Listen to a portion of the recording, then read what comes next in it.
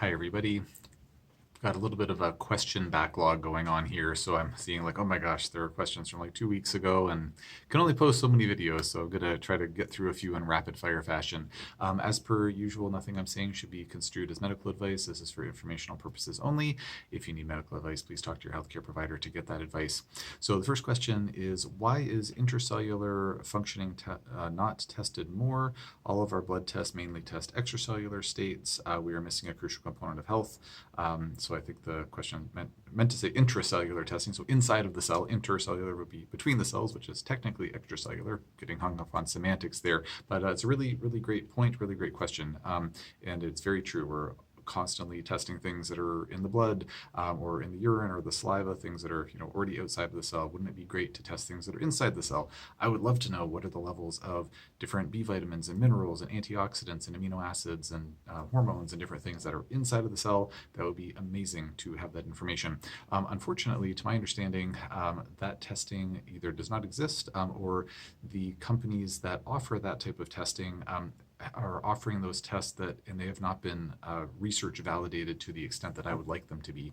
I recently hosted what they call an externship student. So a fourth year naturopathic student did one of her 12 months of her fourth year clinical internship at our clinic, was treating patients, following me around, having an immersive learning experience. And I always ask those students to do a little research project for me. And so she contacted a couple of companies, went on to PubMed, looking at studies, trying to see if certain types of nutrient tests had scientific research validation behind them. Some studies showing that if the lab result says that you're low in vitamin B1 or low in glutathione or whatnot, like what's the research validation showing that the test is actually accurate? And the punchline with that was that there really wasn't any information in the published research literature.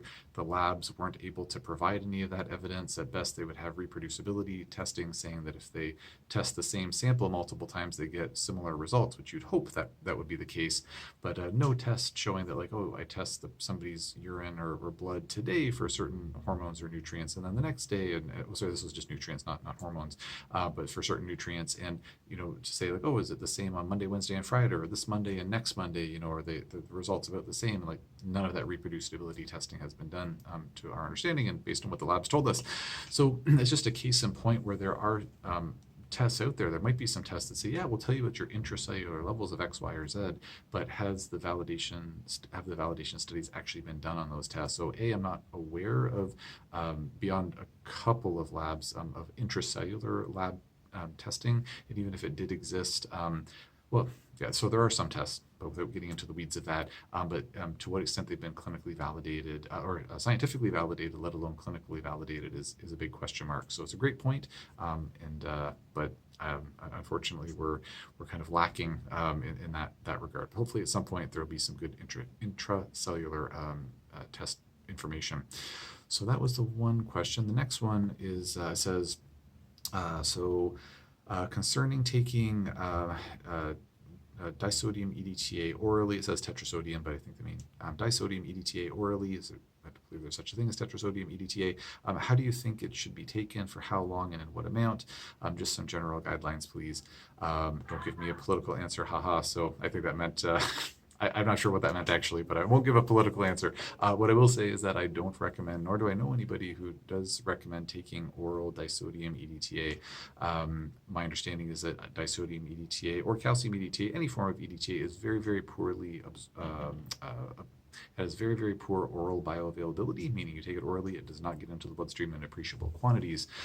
There's at least one company, I think maybe a couple of companies, who do make a liposomal EDTA, so EDTA that's wrapped in a fat compound called phosphatidylcholine, and other liposomal formulations, especially liposomal glutathione in my experience, liposomal GABA, they work markedly better at getting their liposomal curcumin, markedly better at getting those agents into the bloodstream. But does liposomal EDTA work well? How does it compare to intravenous EDTA? I'm not sure. I've never used it in clinical practice. I'm not sure if there are any studies looking at this. So I don't have any experience with that. But if suddenly intravenous chelation therapy did not exist anymore, I would definitely look into the potential efficacy of liposomal EDTA as an oral treatment. But in terms of just taking regular old EDTA, to my understanding, it will bind up metals in the intestinal tract, but not really anywhere else because it doesn't get absorbed very well at all. There's my non-political answer. And then the last one is about biofilms. So this was kind of I guess had a little bit of a back and forth correspondence here. So it says, I thought biofilm was hiding under the biofilms. That's why I figured that you would, oh shoot, I already answered that one. No, wait. No, this is the right one. Okay, so I thought mold was hiding under the biofilms. That's why I figured you would have to get the top layer off first, right? The question was about phase 1 versus phase 2 biofilms. So yeah, it's and I think I clarified it in the other video, but just to clarify, it's not that there's like phase 1 on the top and phase 2 below that.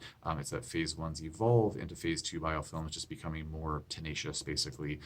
So the example I use with my patients all the time is if there's like just a little bit of fresh soap scum building up, or like mildew or something like that building up on the shower wall, you can get that scrubbed off pretty easily, but you let it sit for months and months and months, and bake it in the sun, it's just going to be on there like cement. You're going to be scrubbing for forever. It's going to be a lot harder to get it off. So it's just a more tenacious form of biofilm. He says, also, I didn't hear you mention anything about whole body antifungals.